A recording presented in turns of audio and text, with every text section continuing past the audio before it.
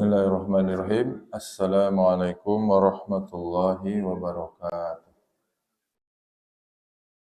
Alhamdulillah, salatu wassalamu ala rasulillah wa ala alihi wa ashabihi wa mawalah. Ashhadu an la ilaha illallah wahdahu la syarikalah wa ashhadu anna Muhammadan abduhu wa rasuluhu alladzi la nabiyya wa la rasula ba'dah. Alhamdulillah, para hadirin jamaah salat subuh yang dimuliakan Allah Subhanahu wa taala. Allah, di pertemuan kali ini kita akan melanjutkan kembali pembahasan kita dalam surat An-Naba bagian ketiga, dan kita ingatkan kembali surat An-Naba bagian pertama ayat 1 sampai 5 menegaskan kepada orang musyrikin yang mempertanyakan kenabian Nabi, yang mempertanyakan adanya hari kebangkitan. Kemudian Allah memastikan bahwasanya keraguan mereka pasti akan terjawab. Kelak mereka akan mengetahui bahwa kebenaran Islam, kebenaran wahyu itu memang benar adanya, dan bahwasanya hari kebangkitan itu benar-benar akan terjadi. Kemudian di ayat 6 sampai ke 16 Allah menunjukkan ayat-ayat kauniyah, berupa bumi yang terhampar, berupa pergantian siang dan malam, berupa matahari, dan lain sebagainya, untuk menunjukkan kebesaran Allah, sehingga meyakinkan mereka terhadap adanya hari kebangkitan. Dan sebelumnya kita sampai di pembahasan kedua kemarin di ayat 14-16, bahwasanya di ayat ke-14 Allah mengatakan wa anzalna minal muqsirati ma'an sajjaja. Setelah Allah mengemukakan tentang bumi, tentang gunung, tentang manusia, waktu dan langit, dan juga matahari, maka Allah di penghujung ayat-ayat tentang kauniyah ini menutup dengan bahwasanya Allah menurunkan air hujan yang sangat deras. Allah wa anzalna minal mu'sirati ma'an sajjajan. Kami telah menurunkan dari mu'sirat. Mu'sirat itu maksudnya dari awan yang membawa air hujan. Ada juga yang mengatakan mu'sirat itu adalah angin yang menerpa awan, kemudian bergerak, kemudian di mana air angin itu berhenti, maka disitulah Allah menurunkan air hujan. Maka angin itu disebut mu'sirat. Sementara kebanyakan ulama menafsirkan seperti Ibnu Abbas, mu'sirat itu adalah as-sahab. Sirat itu adalah awan mendung yang membawa kandungan air hujan di dalamnya. Kata Allah, kami menurunkan di dalam mu'sirat itu ma'an sajjajan, air yang sangat banyak. Kata mu'sirat berasal dari kata asara. Ini sama dengan Allah bersumpah demi waktu, wal asr. Wal asr artinya demi masa, sedangkan asar, asar itu berasal dari kata asara yang artinya memeras. Waktu itu harus kita peras gitu supaya kita mendapatkan manfaat dari waktu tersebut.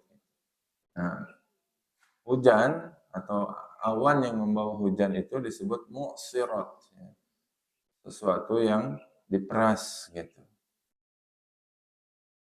Nah, kalau dilihat dari makna metaforanya, maka awan ini seperti buah yang diperas, kemudian di dalamnya mengandung banyak air. Nanti angin yang meniup dia dan gaya gravitasi bumi itu memeras awan tersebut hingga turunlah air hujan. Ini luar biasa ya. Jadi karena kalau awan itu tidak awan itu tidak bergerak dan awan itu tidak turun atau tidak ada gaya gravitasi bumi, maka air itu tidak akan turun. Jadi kenapa awan itu disebut diperas air hujan itu? Karena memang ada daya gravitasi bumi yang membuat si air yang ada di dalam awan itu mampu untuk turun ke bumi. Itu ujung-ujung turun ya. Kalau tidak ada daya gravitasi bumi. Dan kata Allah, ma'an sajjajan. Kami menurunkan air di dalam awan itu yang sajjaj. Kalau di dalam terjemah Depak, sajjaj itu airnya deras. Gitu. Kalau di dalam tafsir At-Tabari, sajjaj itu artinya deras dan mengalir mutatabi'an. Tatabi'an itu terus-menerus. Ya. Artinya mengalir dengan curah yang memiliki siklus gitu. Karena bayangkan kalau air hujan itu deras kemudian mengalir sekaligus, ya, jadi nggak berupa tetesan-tetesan, itu saja itu kan mutatabi'an itu setetes demi setetes gitu. Jadi banyak tapi Allah turunkan setetes demi setetes gitu. Karena kalau air hujan Allah turunkan langsung, ya manusia akan selamat gitu. Ya. Bayang sekali hujan kayak toren dikucurkan gitu Pak, ya nggak akan bisa ya, manusia untuk nanggung air hujan tersebut. Maka sajjaj itu selain deras banyak tapi juga mutatabi'an, setetes demi setetes. Ini kalau kita ngucurkan air setetes demi setetes Pak, itu kesel ya kalau manusia. Nah, kita mau ngisi air seember, terus kita kecelakaan sakecelak, kesal gitu. Terusnya segede-gedena gitu, buka keran teh sebesar-besarnya. Ya, supaya cepat. Tapi kalau kita balikkan, ya kalau Allah bersifat seperti itu, kalau tidak kesal langsung diturunkan gitu ya. Iya, hancur manusia itu. Makanya Allah mengatakan sajjaj. Ya. Dengan hikmah Allah, Allah turunkan hujan itu berupa sajjaj. Ya. Air yang banyak tetapi mengalir setetes demi setetes secara terus-menerus. Dan sajjaj juga berarti memiliki siklus. Karena sajjaj berarti mutatabi'an. Jadi turunnya itu ada siklusnya, teratur gitu. Ada musimnya gitu. Kan nggak sembarangan Allah turunkan hujannya. Kalau musim kemarau ya jarang hujannya. Musim hujan banyak hujannya, sering hujannya. Itu kan membuat manusia bisa mempersiapkan ya turunnya air hujan itu. Nah, kebayang ya kalau kita misalkan setahun full hujan setiap hari. Maka siklus ini juga merupakan bagian dari hikmah Allah, keadilan Allah Subhanahu wa taala. Nah, di sini ada isyarat bahwasanya Allah Bapak sekalian menyebut matahari dan hujan secara berurutan. Ya. Ayat 13 kemudian ayat 14. Jadi matahari dulu kemudian Allah sebutkan hujan. Ya, ini sebetulnya ada isyarat ilmiah bahwasanya keduanya adalah siklus yang tidak bisa terpisahkan. Ya, sebutnya siklus hidrologi. Ya. Matahari membuat air yang ada di darat menguap ke atas. Ya, kemudian tersimpan di awan, kemudian diperas si awan itu oleh daya gravitasi bumi dan angin yang meniup si awan tersebut. Ya. Jadi kenapa kita butuh matahari? Karena matahari justru menjadi penyebab adanya hujan. Gitu. Karena kalau tidak ada hujan, maka bakal minim penguapan. Jika tidak ada matahari, maka akan tidak ada penguapan. Maka air itu akan tersimpan di bumi. Gitu. Nah, yang buat air itu menguap adalah adanya sinar matahari. Sinar matahari itu panas, membuat si air itu menguap, kemudian naik ke langit, tersimpan di awan, dibawa oleh angin, diturunkan oleh daya gravitasi bumi, air yang ada di dalam awan tersebut. Ini luar biasa. Makanya Allah mengatakan sebelum Allah menurunkan hujan, ya, terlebih dahulu Allah isyaratkan bahwa matahari gitu, yang bersinar, matahari yang membawa air, membawa uap panas, ya, itulah sebetulnya yang menjadi sebab adanya air hujan, ma'an sajjajan. Nah, kenapa? Ini kata Allah, untuk apa kami turunkan air yang deras, air yang berturut-turut itu? Ma'an sajjajan itu. Linukhrija bihi habban wa nabatan. Untuk kami tumbuhkan kemudian di muka bumi itu habban. Habban itu biji-bijian. Wa nabat, nabat itu tumbuh-tumbuhan. Ini syarat ya, habban itu biji seperti gandum, kalau di kita padi, Pak ya, jagung. Itu merupakan makanan pokok manusia. Sementara wanabat, tumbuh-tumbuhan, ini termasuk makanan tambahan yang dibutuhkan oleh manusia. Seperti sayuran, buah-buahan, itu nabat. Gitu. Makanya Allah sebutkan dua hal ini, karena dua hal ini menjadi pangan pokok manusia. Gitu. Jadi nggak sembarangan. Ya, Allah sebutkan contohnya. Gitu. Jadi untuk apa air hujan itu? Ya untuk kebutuhan kalian sendiri. Gitu. Karena biji-bijian yang kalian makan, beras yang kalian makan, ya itu sebabnya adalah air hujan. Ya, karena tidak ada air hujan, maka tidak akan tumbuh. Gitu.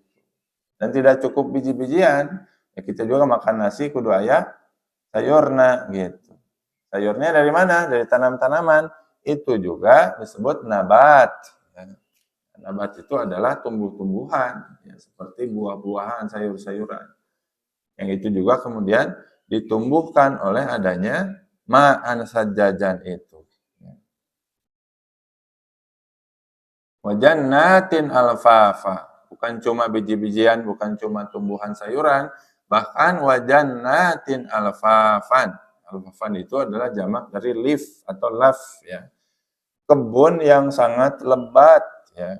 Kami tumbuhkan kebun-kebun yang sangat lebat. Kalau hadaik, nanti di surga itu adanya hadaik, hadiqoh. Hadiqoh itu kebun yang indah, kebun yang yang teratur begitu. Hadiqoh itu. Kalau jannat itu kebun yang sangat luas, ya, kebun yang sangat lebat dengan pepohonan. Gitu. Jannatin alfafan. Ya, sedangkan alfaf itu adalah sangat rimbun, ya, dengan cabang-cabang pohon yang menjalin satu sama lain. Lafif. Ya. Kami tumbuhkan kebun yang lebat, yang rimbun, disebabkan oleh turunnya air hujan tersebut. Ya. Nah, kenapa Allah sebutkan alfaf atau lafif?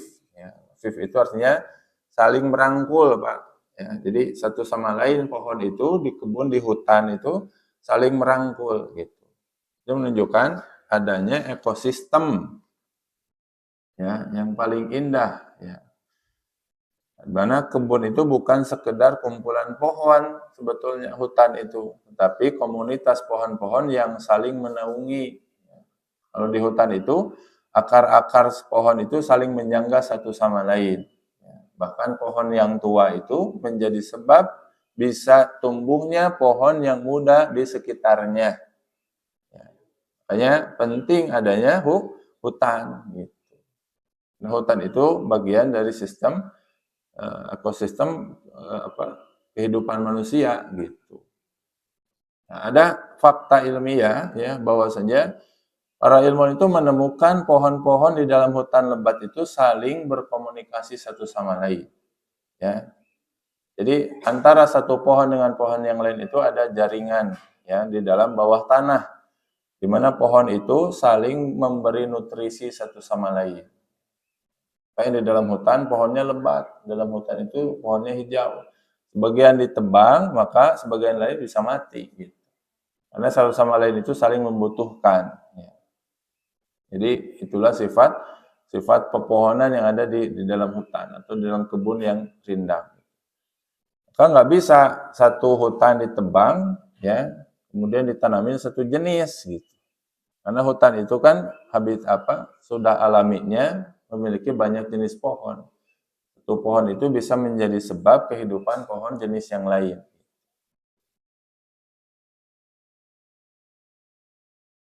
Jadi jangan asal pohon ya. Kemarin jadi ramai ya. Hutan dibabat, ditanami satu jenis pohon sawit aja. Ya, sawit juga pohon. Ya. Pohon betul, tapi merusak ekosistem karena harusnya hutan itu memiliki banyak jenis pohon. Apalagi sawit itu kan bukan pohon yang bisa menyerap kandungan air. Nah, kesimpulannya Bapak Ibu sekalian, di ayat 6 sampai 16 itu, ya, Allah menunjukkan nikmat Allah yang tampak dalam keteraturan kehidupan manusia di dalam alam semesta ini. Ya, adanya hujan, adanya matahari, bergantian siang dan malam, adanya bumi, adanya gunung sebagai pasak. Ya. Itu menunjukkan nikmat Allah kepada manusia. Kemudian perenungan terhadap tanda-tanda kauniyah yang sebetulnya Allah menginginkan kita tumbuh rasa syukurnya gitu. Jadi ketika mengingat siang dan malam, ketika mengingat nikmatnya tidur, ya, naumakum subatan, nikmatnya siang sebagai waktu yang Allah karuniakan untuk hidup gitu.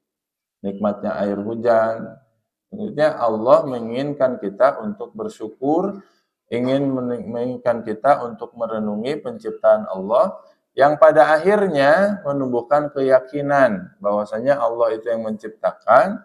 Kalau Allah mampu untuk menciptakan keteraturan alam semesta yang tadinya tidak ada, maka Allah juga mampu untuk mengadakan adanya hari kebangkitan. Setelah alam semesta itu sudah Allah lenyapkan, sudah Allah hancurkan. Jadi atau kata Az-Zamakhsyari, ya, kalau orang-orang musyrikin tidak beriman dengan adanya ayat-ayat qauliyah, adanya ayat-ayat dalam Al-Qur'an, maka Allah meminta mereka untuk berpikir dengan ayat-ayat Allah berupa ayat-ayat kauniyah yang dapat terlihat oleh indera manusia. Baik, di ayat ke-17 sampai ke ayat 30, ini sebenarnya ada dua bagian ya. Ini Allah menjelaskan tentang adanya yaumul fasal, adanya hari pemisah, adanya hari akhir, ya, berupa sifat-sifatnya sampai ayat ke-30. Ya, ini bagian ketiga di dalam Quran surat An-Naba. Sebelumnya di bagian kecilnya ada ayat ke-17 sampai ayat ke-20. Ya, Allah Subhanahu wa taala berfirman, "Inna yaumal fasli kana miqata." Sungguhnya hari al-fasl. Hari fasal itu adalah miqata, telah ditentukan oleh Allah waktu-waktunya. Yauma yunfakhu fis-sur fatatuna afwaja. Ya. Itu hari ditiupkan di dalamnya sangkakala, ya. Fatatuna afwaja, maka kalian akan datang kepada Allah secara bergerombol, ya. Wafutihatis sama'u fakanat abwaba. Ya. Pada hari itu, pada hari kiamat itu, maka langit dibukakan, maka akan nampak banyak sekali pintu. Wasuyyiratil jibalu fakanat saroban. Ya, bahkan gunung-gunung diperjalankan, maka seolah menjadi fata morgana, seolah terlihat seperti fata morgana. Nah, terus sekalian, ayat ke-17 sampai ke-20 ini menggambarkan sebagian, ya, tidak seluruhnya. Sebagian sifat atau, ya, gambaran peristiwa hari kiamat.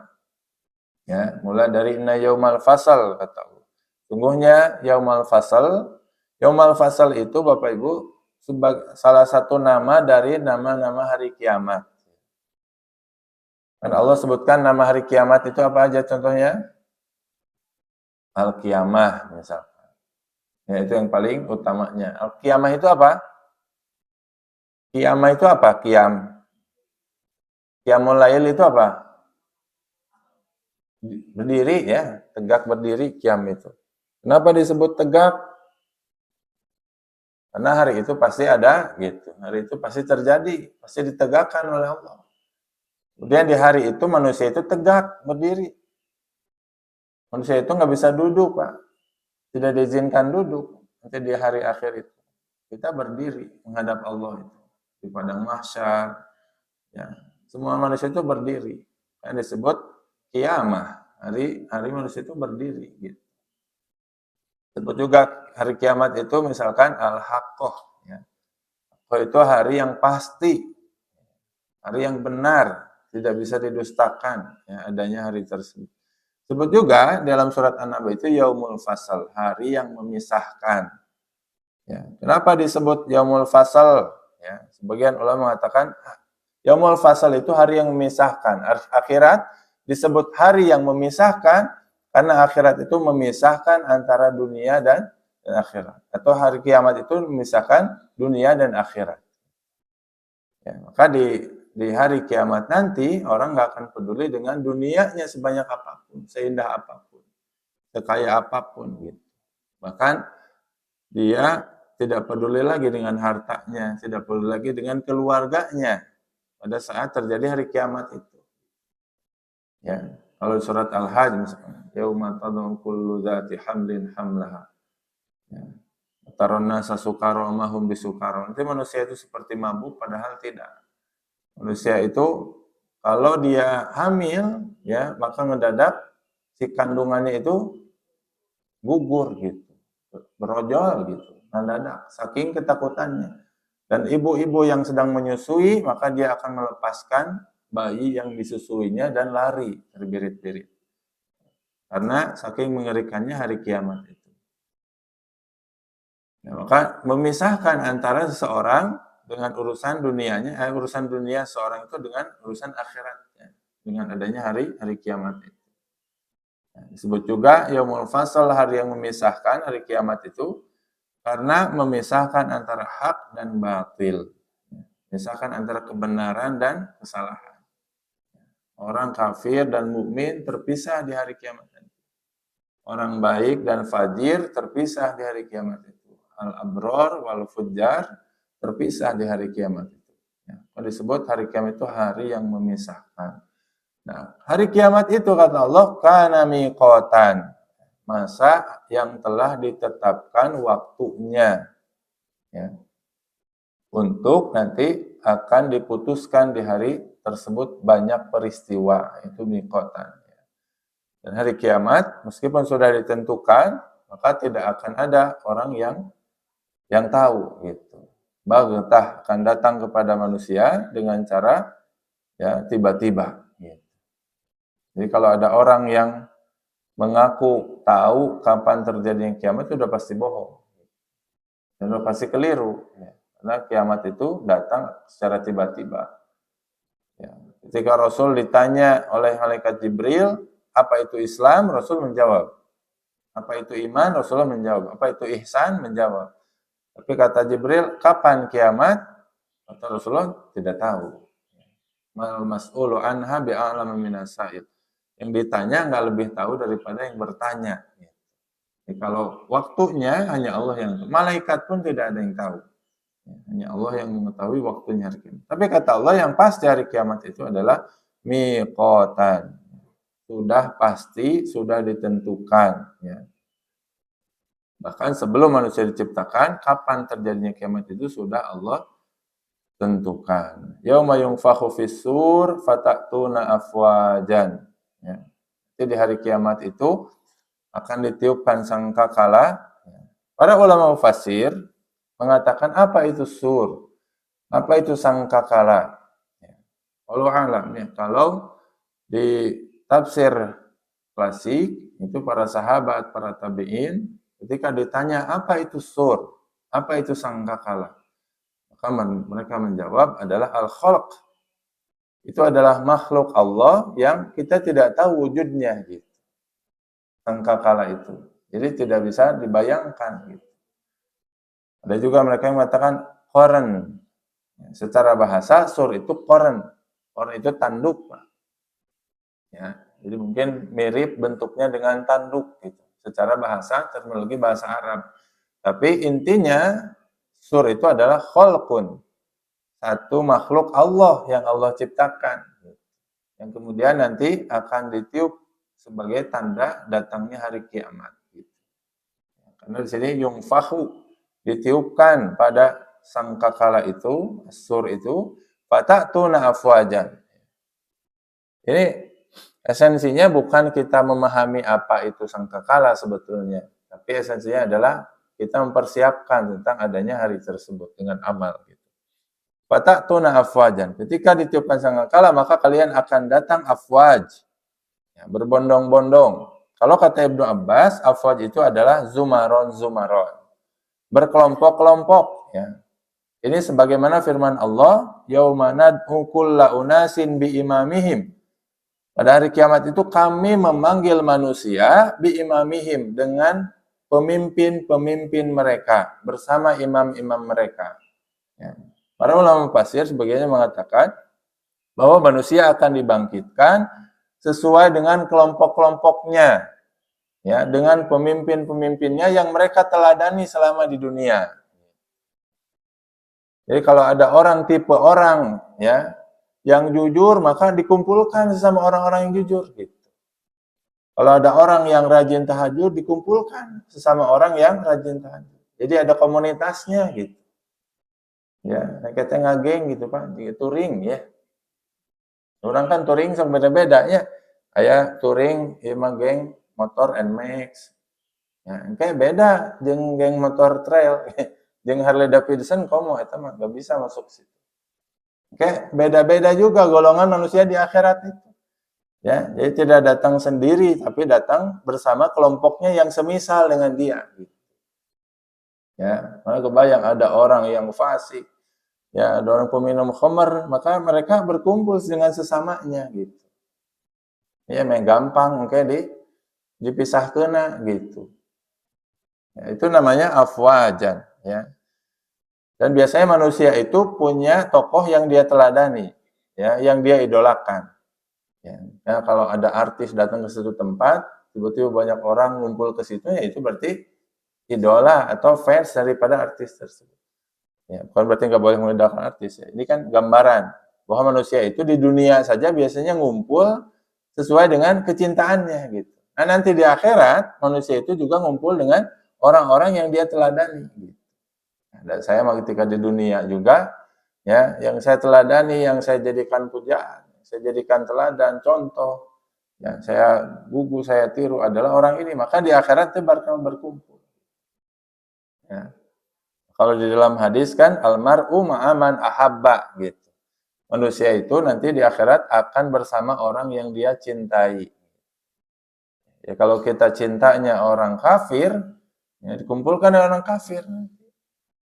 Makanya di generasi muda sekarang sebetulnya penting untuk menanamkan kecintaan, ya, pada Islam, kepada Rasul gitu. Nah, kalau anak muda sekarang mah ayeuna ngefans teh Korea mah. K-pop ayeuna mah.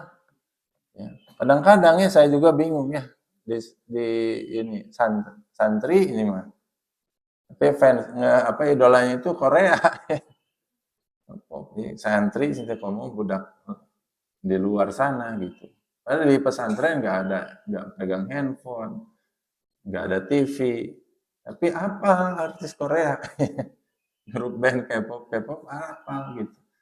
Kamu lama disediakan handphone gitu. Apalagi kalau ya di luar itu sudah jadi lumrah. Padahal nanti ya manusia itu akan dikumpulkan bersama orang yang dia cintai. Nah, nanti gambarannya selain datang berbondong-bondong itu pasang kakala, futihatis sama ufakanat abwaba. Nanti langit akan dibukakan. Maka nampaklah pintu-pintu. Ya. Maksudnya membuka pintu langit itu adalah langit itu akan runtuh. Ya. Jadi terpecah belah, ya. Jadi langit akan dihancurkan. Kalau di surat yang lain, ijas sama syaqqat, langit itu akan dibelah gitu. Dan matahari akan digulung dan sebagainya. Ya kan ingin menggambarkan ya dahsyatnya peristiwa di hari kiamat tersebut. Suyiratil jibalu fakanat saroban. Dan gunung itu akan menjadi ya diperjalankan, akan bergerak. Kalau di ayat sebelumnya gunung itu kan menjadi sebab ya, menjadi pasak yang menjadi sebab bumi itu diam.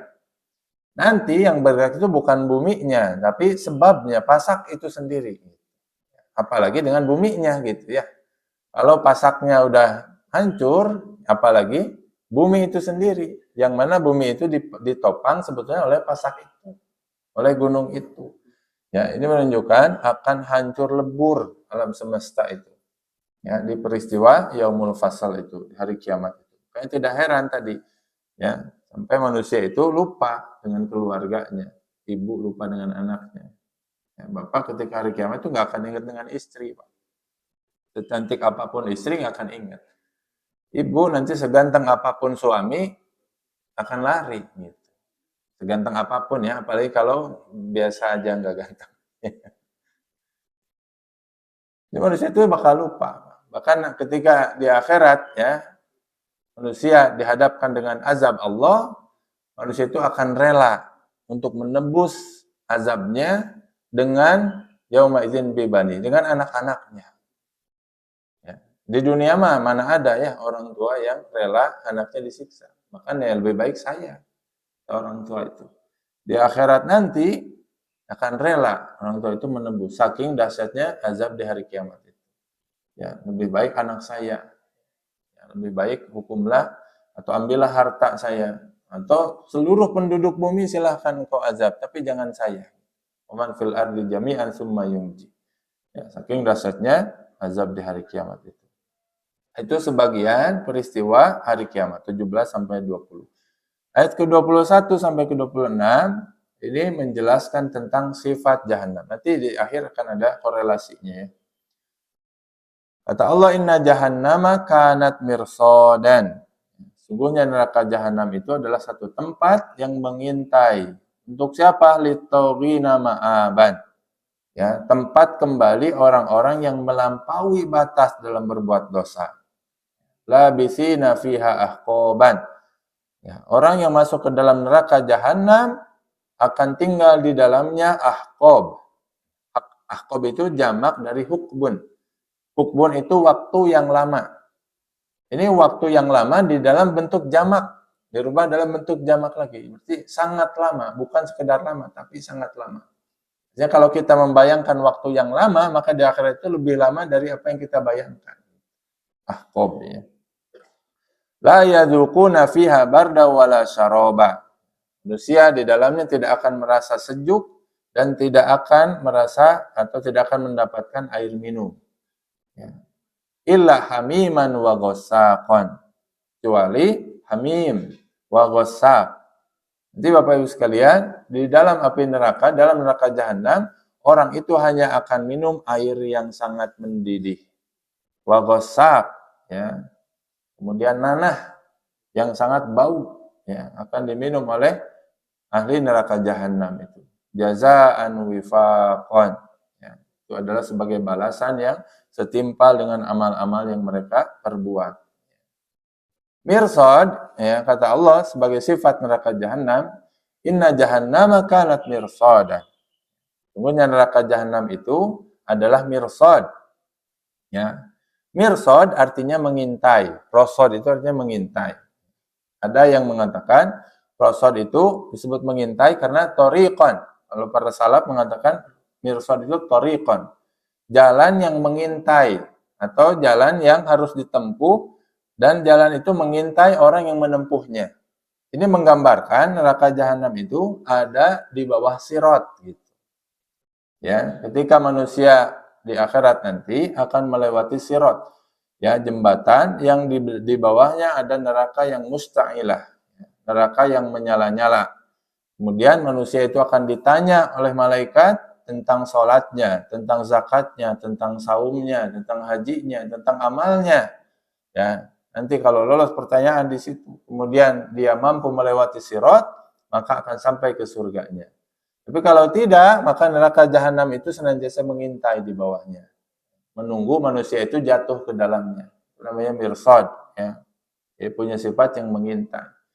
Jadi diibaratkan neraka itu sebagai sebuah jalan, ya, yang kalau kita tempuh dengan dengan izin Allah, dengan selamat, ya maka ujungnya adalah surga. Tapi kalau kita gagal karena amal soleh kita kurang, banyaknya dosa-dosa, maka jatuhlah ke dalam neraka jahanam yang senantiasa mengintai itu. Labisina fiha ahqoban, ya. Ahqob itu adalah waktu yang sangat panjang. Kalau dalam bahasa Arab, hukbun itu artinya 80 tahun atau lebih. Ya, jadi kalau bahasa kita kan suka ada ya, misalkan abad, ya. Atau sebelum abad itu apa? Ada windu, ada sawarsa, itu kan satuan waktu ya. Kalau abad itu 100 tahun. Nah, kalau hukbun dalam bahasa Arab itu waktu kurang lebih 80 tahun. Sedangkan ahqob itu adalah waktu yang sangat panjang, jamak daripada hukbun tersebut. Yang menunjukkan keabadian orang-orang kafir yang ada dalam neraka jahanam itu.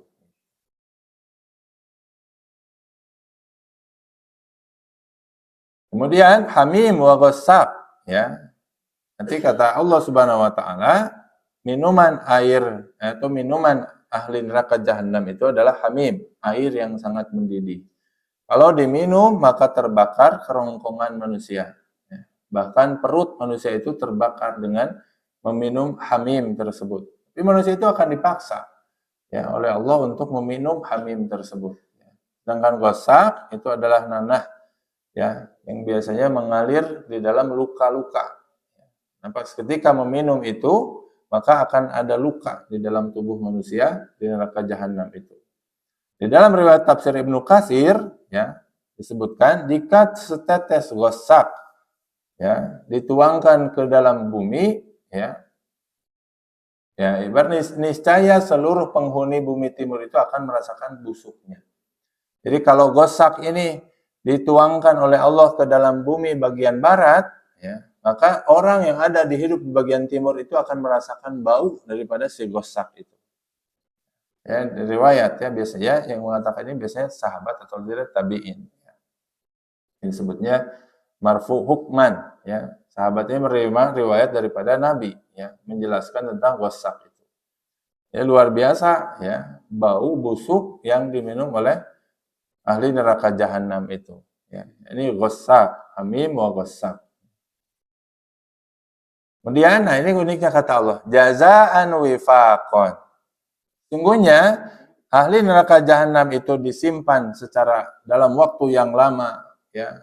Kemudian diberi minum air panas, diberi minum tadi ghassaq, ya, nanah yang sangat menjijikan, yang sangat bau. Itu hakikatnya kata Allah apa? Jazaan wifaqon. Itu adalah balasan yang setimpal dengan amal perbuatan mereka. Jadi bukan Allah zalim gitu. Ya, bukan Allah kejam, tapi itu setimpal dengan balasan. Itu adalah balasan yang setimpal dengan amal-amal perbuatan mereka. Gitu. Ya Allah itu tidak akan menzalimi. Padahal di dalam hadis juga kan Nabi menjelaskan. Orang itu kalau beramal soleh dilipat gandakan 7 kali sampai 100 kali sampai tidak terhingga balasan amal solehnya. Tapi kalau berbuat dosa maka dicatat 1 dosa saja. Ya, kalau manusia bisa sampai masuk neraka, ya tadi kan untuk siapa neraka itu? Litoghina ma'aba, untuk orang yang melampaui batas. Gitu. Ya, dosa mah semua manusia pasti melakukan dosa. Ya. Jadi gambaran neraka jahanam itu orang yang senantiasa melampaui batas dalam perbuatan kesalahan. Ya, kasih waktu panjang tapi tidak memanfaatkan waktunya. Waktu panjang tidak ingat, tidak tobat gitu, tidak kembali kepada Allah. Itu litoghin, ya itu disebut toghin, orang yang melampaui batas. Maka litoghin untuk orang yang melampaui batas, maka neraka jahanam yang panas, neraka jahanam yang bau busuk, maka itu adalah balasan yang setimpal bagi amal perbuatan mereka. Karena Allah tidak pernah menzolimi hambanya. Azab itu disesuaikan dengan kadar dosa yang dilakukan oleh manusia. Jadi nggak sembarangan ya Allah mengazab penghuni api neraka. Ya. Kemudian sebab-sebabnya apa? Ya, yang membuat mereka diazab dalam api neraka jahanam itu. Ya. Pertama kata Allah, innahum kanu la yarjuna hisaban. Kedua, wa kadzabu bi ayatina kizzaban. Mereka itu tidak mengharapkan adanya hari perhitungan, adanya hisab. Ya. Wa kadzabu, dan mereka mendustakan bi ayatina. Ya, kalau Ibnu Katsir bi ayatin mendustakan ayat-ayat Quran dan mendustakan ayat-ayat kauniyah yang terhampar di alam raya ini. Ayat itu kan ada dua nanti, ada ayat qauliyah berupa kalamullah, ada ayat kauniyah berupa alam semesta, berupa tadi yang dijelaskan pergantian siang dan malam, matahari dan sebagainya. Maka mereka senantiasa mendustakan itu, ya. Kemudian ya tidak menjadikan Al-Qur'an, ya, tidak menjadikan Al-Qur'an itu tidak menjadikan mereka, alam semesta itu tidak menjadikan mereka ingat kepada Sang Pencipta. Ingat kepada Allah Subhanahu wa taala yang menciptakan tanda-tanda tersebut.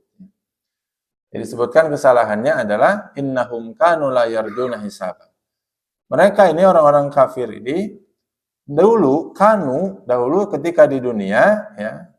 Kenapa Allah sebutkan kanu? Kata Profesor Quraish Shihab, ini mencerminkan mereka yang senantiasa ada dalam sifat mendustakan itu. Karena itu kan menjelaskan dulu dan menjelaskan sesuatu yang tetap, ya, ini menjadi sifat, menjadi karakter yang mendarah daging gitu ya. Jadi orang kafir ini senantiasa mendustakan. Sudah datang bukti, sudah datang nabi, ya, sudah datang peringatan, ya.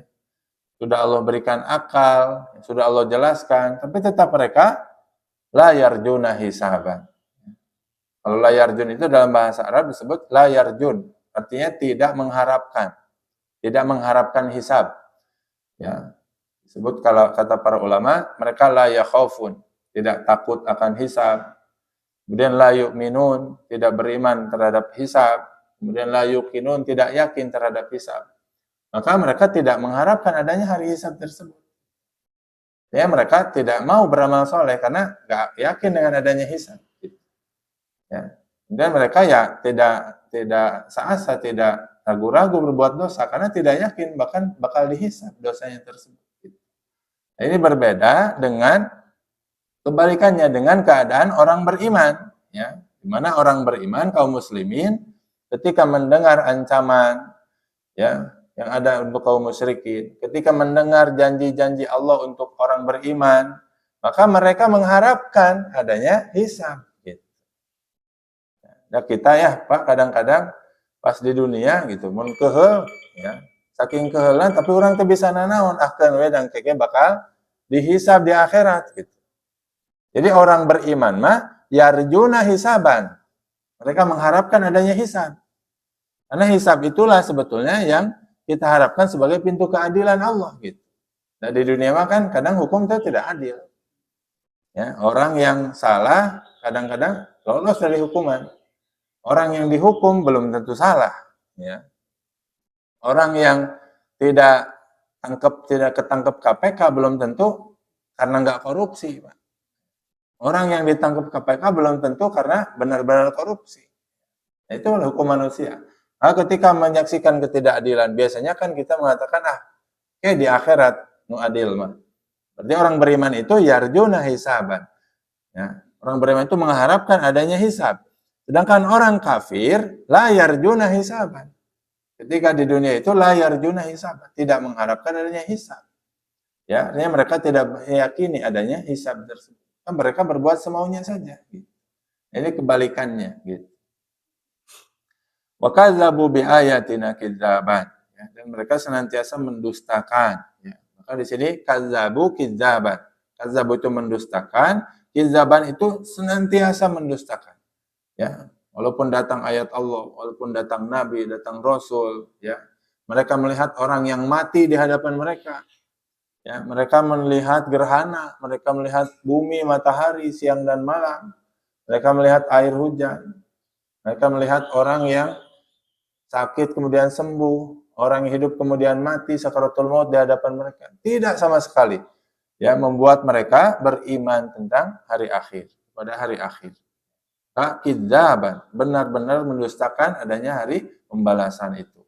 Ya. Maka ini saling berkaitan, ya, kata Ibnu Katsir itu. Kalau mereka tidak beriman, tidak percaya, ya, kemudian mengingkari ayat-ayat Allah Subhanahu wa taala, ya, maka tidak beriman, tidak percaya, kemudian mengingkari, itu hakikatnya adalah takabur, ya, menutup diri dari kebenaran, ya, kibar. Yang kata Nabi SAW, tidak akan masuk surga orang yang dalamnya ada kibar, ada kesombongan, yang mendustakan ayat-ayatnya, yang mendustakan kebenaran yang datang. Ya. Sama seperti sifat yang dijelaskan dalam ayat tersebut. Nah, terakhir, ya, kata Allah, wa kulla syai'in ahsaynahu kitaban. Dan segala sesuatu telah kami catat, ya, telah kami hitung dan kami catat dalam sebuah kitab. Ya, fadzuqu falan nazidakum illa azaban. Maka rasakanlah, kata Allah, falan nazidakum, kepada ahli neraka kami tidak akan menambah untuk kalian kecuali azab-azab. Ahsayna artinya kami menghitung secara detail, ahsayna itu. Ya, jadi hisab nanti di akhirat, maka tidak akan ada amal yang sekecil apapun yang kadang dipandang enteng oleh manusia yang tidak dihisab. Ya, kan kata Allah, ya'lamu kha'inatal a'yuni wa ma tukhfis sudur. Manusia itu ketika pandangannya berkhianat, ya, sekali saja memandang yang diharamkan, Allah itu tahu. Gitu. Kemudian manusia itu sekalipun memendam dosa di dalam hatinya, ya, dia benci kepada seorang, kesombongannya dalam hatinya, maka itu dihisab. Allah itu tahu. Ya, kan semua amal manusia sekecil apapun itu Allah tahu. Kemudian dicatat oleh Allah Subhanahu wa taala dan akan dibalas. Surat Al-Zalzal jelas. Ya, faman ya'mal mithqala dzarratin khairan yarah, wa may ya'mal mithqala dzarratin syarran yarah. Sebesar zarrah saja kebaikan itu akan dibalas. Dan keburukan pun demikian. Maka ahsaynahu, kata Allah. Kami mencatatnya, ya, kalau di dalam tafsir, ya, disebutkan mablaghahu wa qadarahu. Jumlahnya, banyaknya, waktunya, semuanya Allah catat secara detail. Ya, itu namanya ahsaynahu kitaban. Dan Allah catat dalam sebuah buku catatan amal. Ada yang mengatakan ini catatan amal manusia di Lauhul Mahfuz. Ya, catatan amal manusia di alam rahim. Ada juga mengatakan ini catatan amal manusia yang dicatat oleh malaikat, ya, Raqib, malaikat Atid, ya, senantiasa mengikuti manusia itu kemanapun.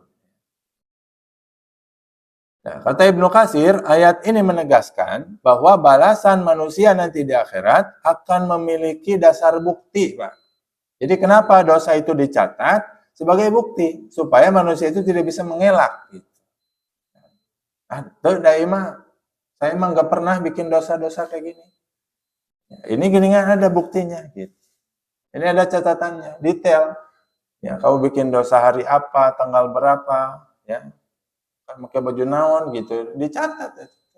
Tempatnya di mana, waktunya kapan, sama siapa di situ, dosanya apa, ya, jumlahnya seperti apa, ya, itu semuanya dicatat. Gitu. Ya, manusia tidak bisa menghindar daripada pengadilan Allah Subhanahu Wa Taala nanti di akhirat.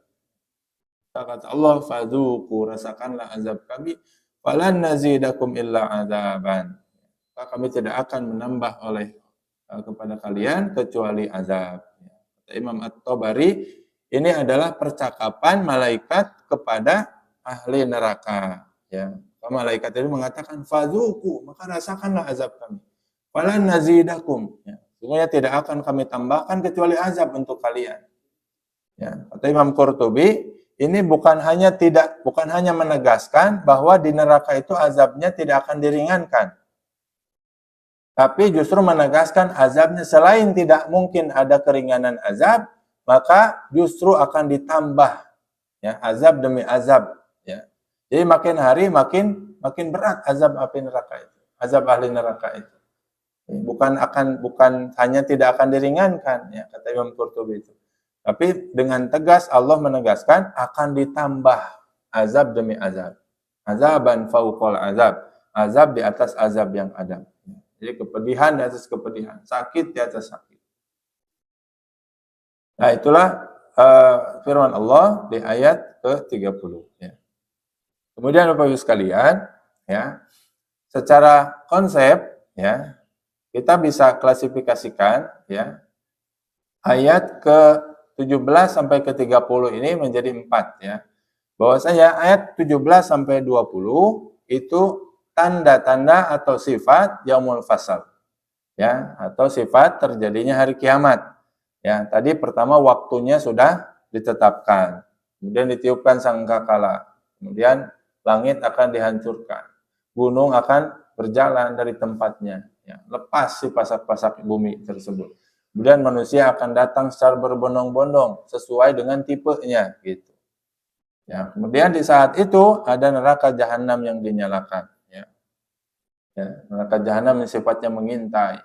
Ya, neraka jahanam yang sifatnya sepanjang jalan yang harus dilalui oleh manusia. Ya, yang ujungnya surga, tapi ketika gagal melampaui jalan tersebut, maka di bawahnya neraka yang menunggu, yang mirsad, yang mengawasinya.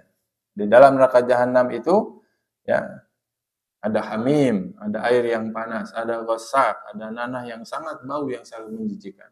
Sebagai balasan yang setimpal untuk amal-amal perbuatan mereka. Nah, adapun 27 sampai 28 ini sebabnya. Sebab manusia dimasukkan ke dalam neraka jahanam itu apa tadi? La yarjuna hisaban. Mereka tidak percaya adanya hisab. Ya, mereka tidak beriman, tidak meyakini adanya hisab, ya. Dan mereka senantiasa dalam kekufuran itu, ketidakberimanan tersebut, ya. Sedangkan orang beriman, ya, mereka mengharapkan adanya hisab, ya. Kemudian, ya, nanti di akhirat nanti semuanya akan ditunjukkan, ya, catatan amal manusia itu yang telah dicatatkan oleh Allah Subhanahu wa taala ketika di dunia. Ya, dan nanti di akhirat malaikat itu mengatakan fadzuqu falan nazidakum illa azaban. Rasakanlah dalam api neraka jahanam itu, maka kami tidak akan menambah apapun kecuali azab demi azab, ya, untuk ahli neraka jahanam.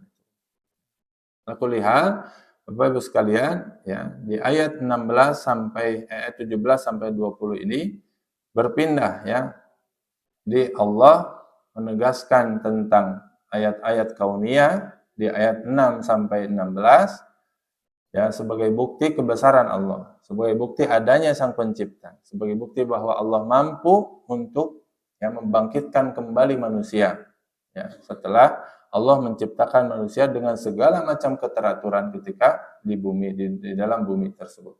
Nanti di ayat 17 sampai 20 sampai 30 justru kebalikannya, bahwa Allah mampu menghancurkan alam semesta yang telah Allah ciptakan dengan seteratur mungkin itu.